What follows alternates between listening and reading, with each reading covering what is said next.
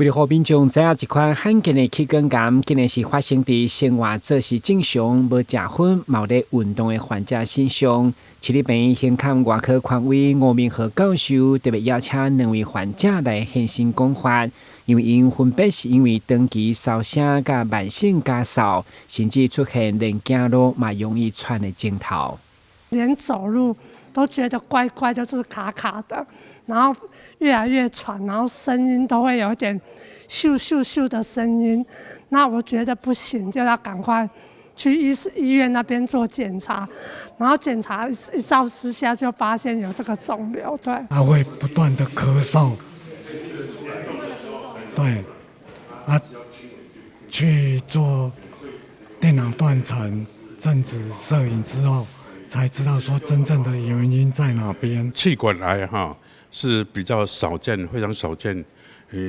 这个1年要碰到1个也是不容易了。那我在台南市立医院到目前为止就是碰到5个这个气管癌的。这些有气管癌的人就是呼吸会困难，甚至连爬楼梯、走路都会喘。2位患者欢喜见证，这是因为因找到是中枢外科已经53档，今年83岁吴明和教授。毕竟这款气管切除中间手术一直是高难度的挑战，需要真细腻。不过经过吴明和医师丰富的临床经验，加市医团队的努力，包括患者顺利恢复健康。切得越多，那要把它重建气管，要重建，让它能够正常的呼吸、正常的讲话、正常的工作，这是高难度的手术。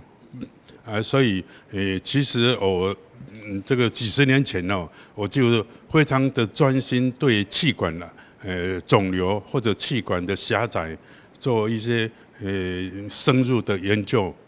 感谢气管的相关病变，千万唔通拖，只有不明原因的症头，就要寻求有经验的专科医生进一步评估诊断，降低可能的风险加并发症。台南新闻阮吉采访报道。